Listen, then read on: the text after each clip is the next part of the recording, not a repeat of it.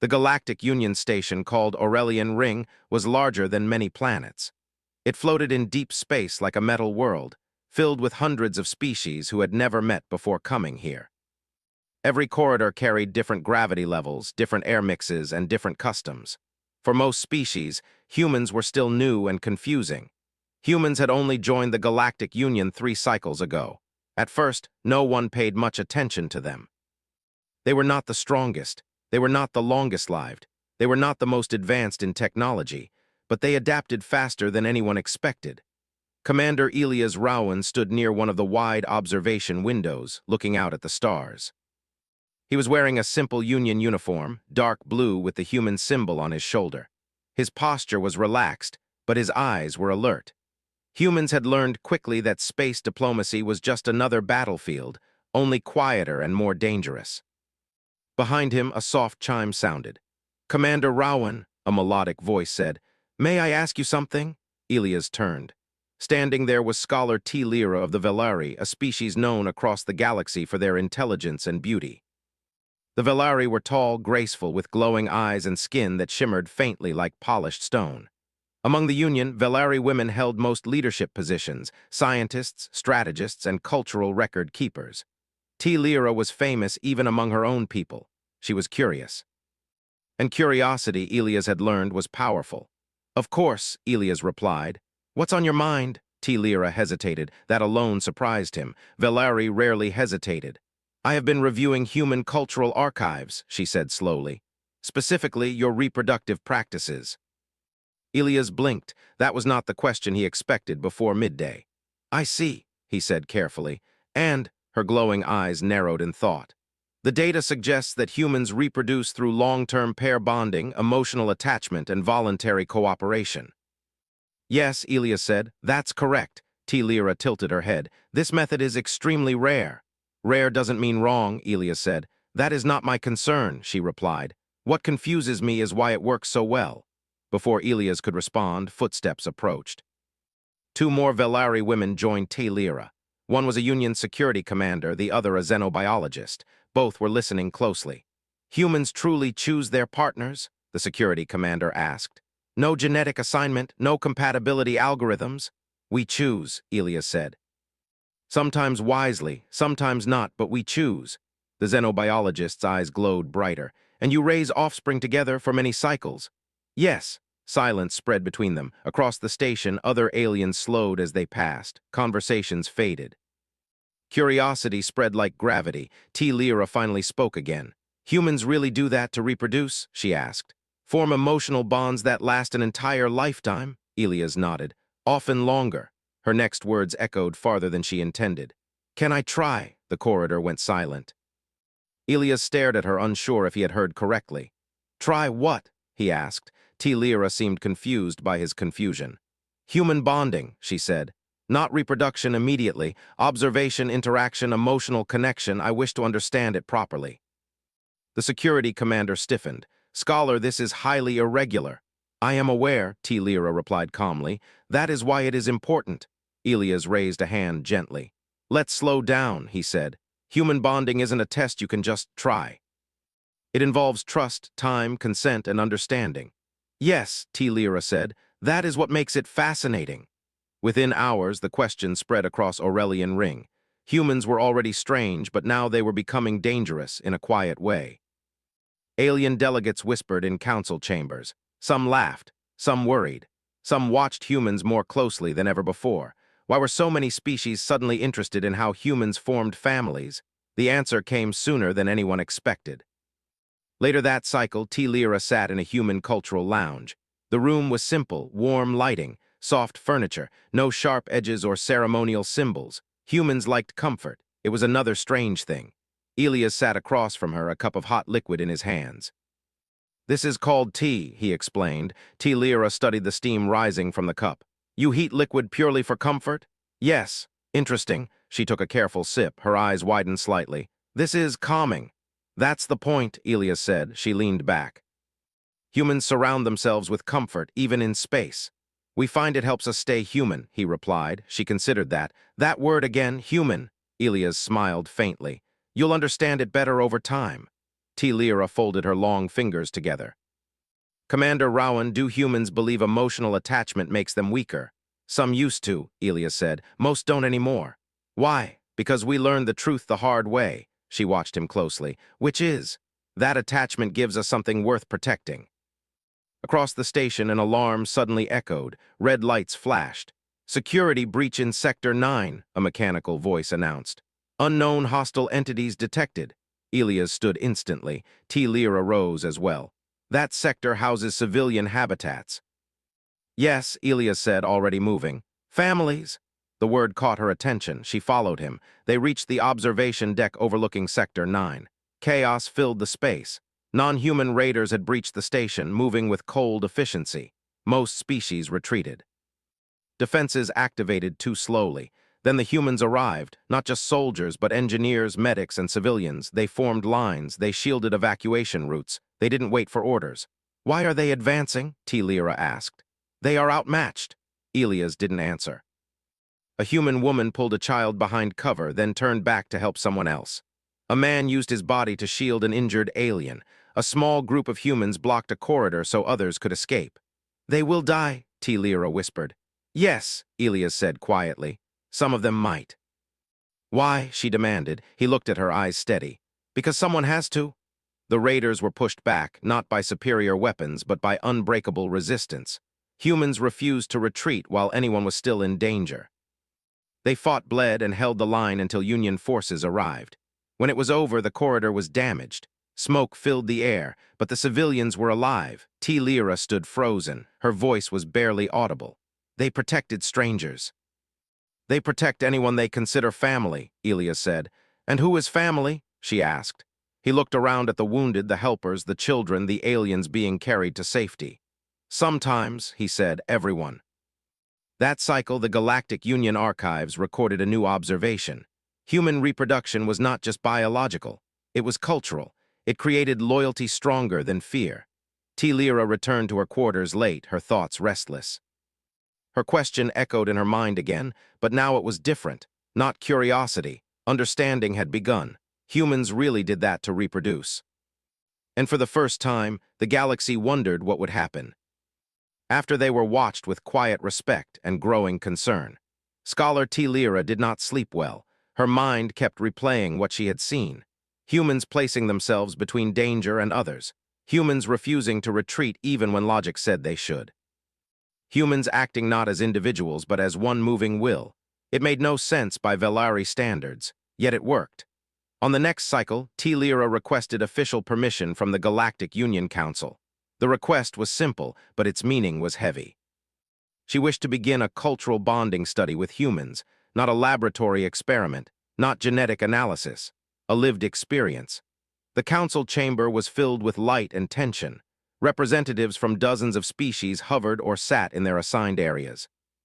When T-Lyra stepped forward, silence followed. You are asking to integrate into human social structures, said Councillor Brex of the Korth. This is dangerous. Danger exists in ignorance, T-Lyra replied calmly. Another councillor spoke. Humans influence emotions. This is documented. Yes, T-Lyra said, that is exactly why they must be understood. Eyes turned toward the human delegation. Commander Elias Rowan stood slowly. Humans do not force bonds, he said. We do not control them. If Scholar T-Lyra chooses to learn with us, she will do so as an equal, or not at all. The council debated for hours. In the end, permission was granted, but with observers. T-Lyra was officially assigned to live among humans on Aurelian Ring. The human habitat ring was different from everywhere else. There were no sharp angles, walls were curved, colors were warm, sounds were soft. Humans filled the space with personal items, photos, drawings, small objects with no obvious value. These objects serve no function, T-Lyra observed. They serve memory, Elias replied. She moved into a shared residence used by human officers and civilians. Families lived nearby. Children played in corridors. Laughter was common, too common. On her first evening, T-Lyra sat at a table with 3 humans, Elias, a medic named Sarah, and an engineer named Tom. They were eating together. You consume food socially, T-Lyra said. Most of the time, Sarah replied. It helps us connect. Connect how? Sarah smiled. You talk, you listen, you share, Tom added. Sometimes you argue. Yes, Elias said, and that matters too. T. Lyra watched them closely. They disagreed about small things. They laughed. They corrected each other. There was no hierarchy, only mutual respect. Human bonds appear inefficient, T. Lyra said. Tom chuckled. Yeah, but they're strong. Over the following cycles, T. Lyra observed human life. She watched parents teach children patience instead of obedience. She watched humans mourn losses together instead of alone. She watched arguments end not in dominance but understanding, and slowly something changed inside her. She began to feel anticipation when returning to the habitat ring. She began to recognize human expressions. She began to care. That realization frightened her. Veleri were not raised to form emotional dependence. Their society valued clarity, distance, control. One evening, T. Lyra found Elias alone in the observation lounge. "Commander Rowan," she said, "I believe something is happening to me." He nodded. "That's usually how it starts." She sat beside him looking at the stars. "My thoughts are occupied. I am concerned for your people." "That's not a weakness," Elias said. "In my culture," she replied, "it is." He turned toward her. "In ours, it's how we survive." Before she could respond, alarms echoed again, different this time. "External threat detected, fleet approaching." The station trembled slightly.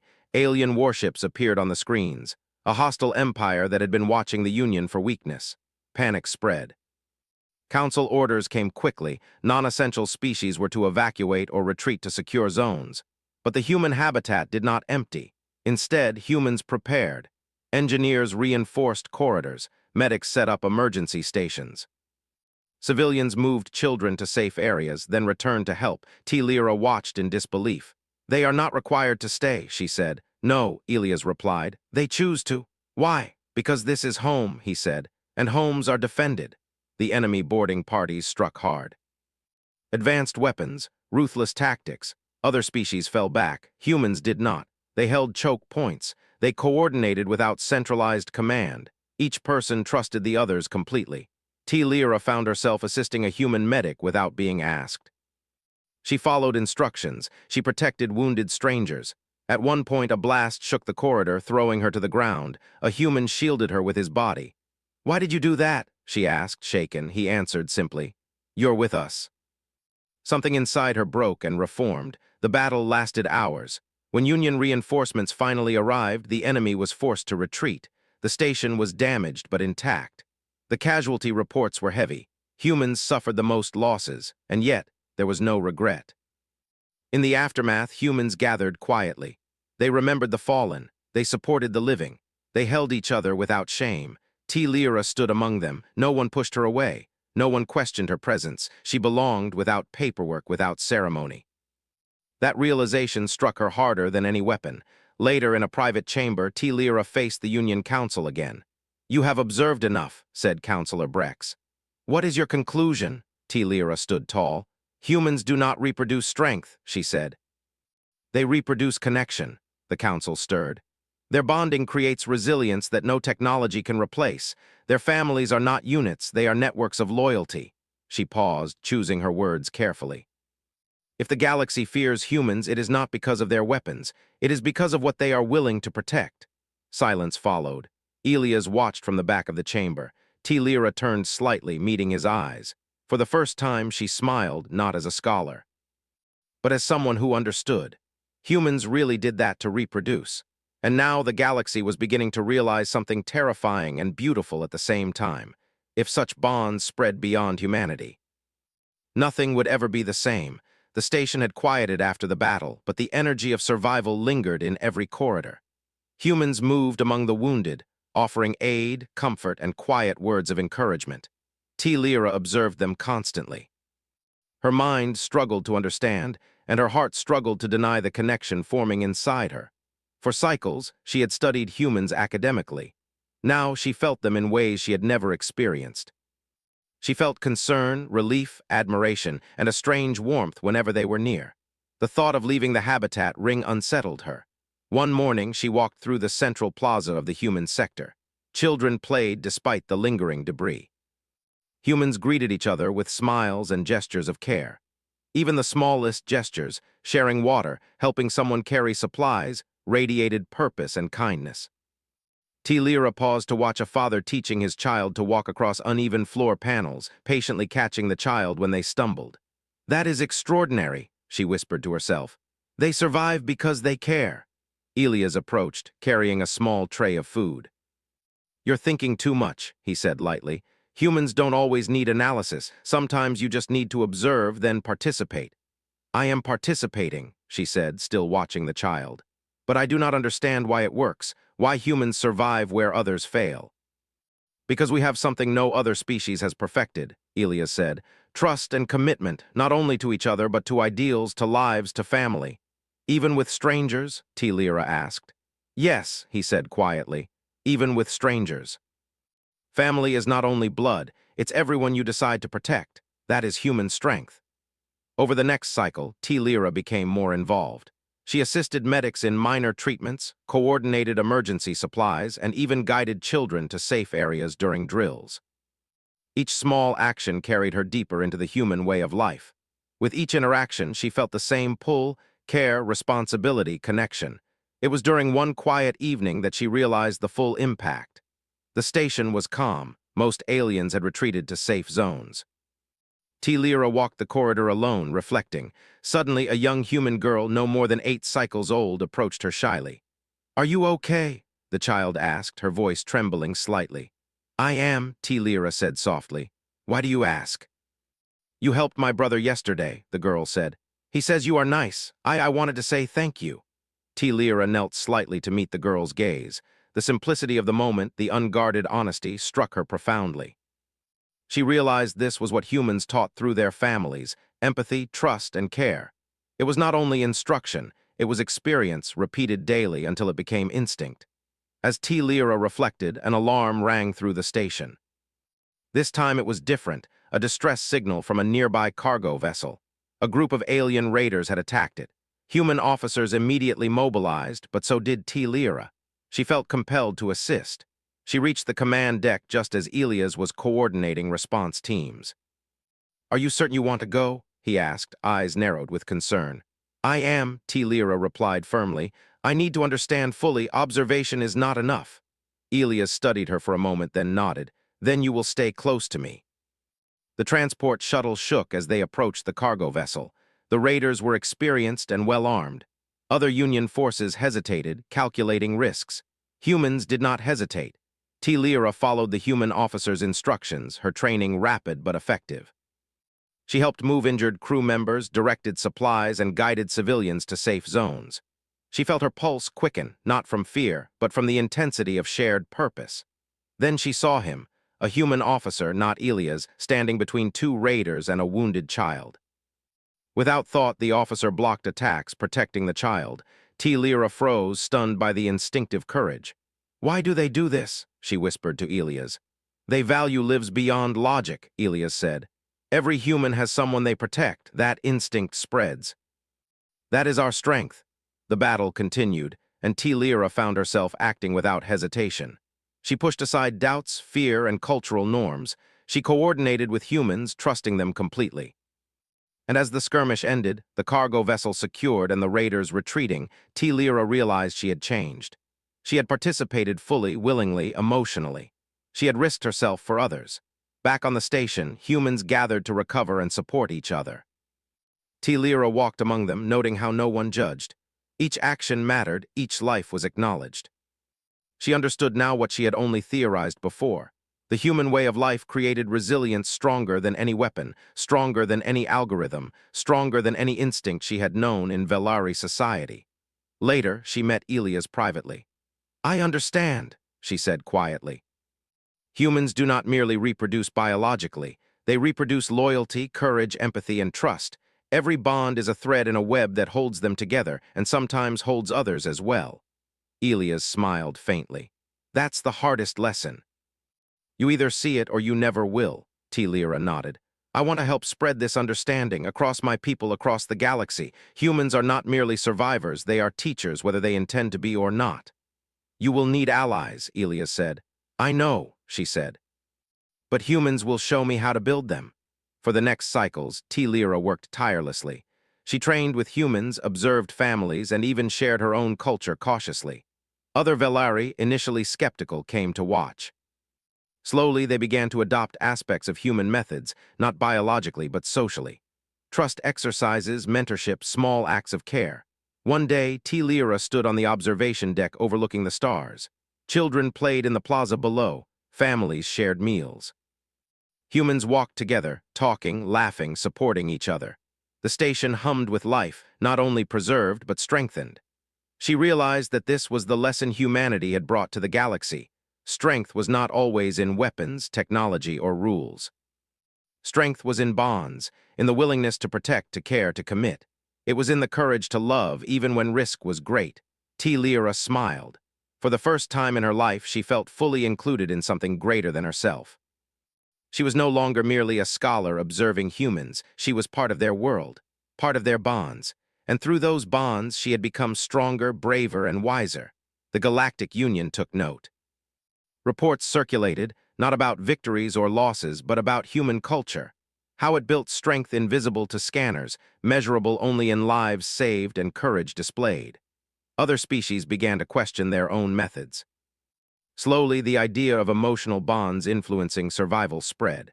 And on the station, as night fell and lights twinkled like stars reflected on metal surfaces, Terra walked beside Elias once more. "Do you think other species will ever understand humans fully?" she asked. "Perhaps," Elias said, "but they can try, and that is what matters." Terra nodded. "Then humanity's gift is not only life, but the example of living it fully with care and courage." She looked down at the human children laughing and chasing each other, and for the first time truly understood the power of reproduction, not just of species, but of spirit. Humans really did that to survive, to protect, and to inspire. And the galaxy would never be the same again. The lesson was clear. Strength did not come from domination or from machines or from isolation. Strength came from connection, from family, from choosing to protect life even when it was difficult. And for Terra, that lesson would echo across her existence for cycles to come. She had witnessed the truth. Humans were not merely a species. They were a force built from bonds. The galaxy had underestimated them once. It would not again.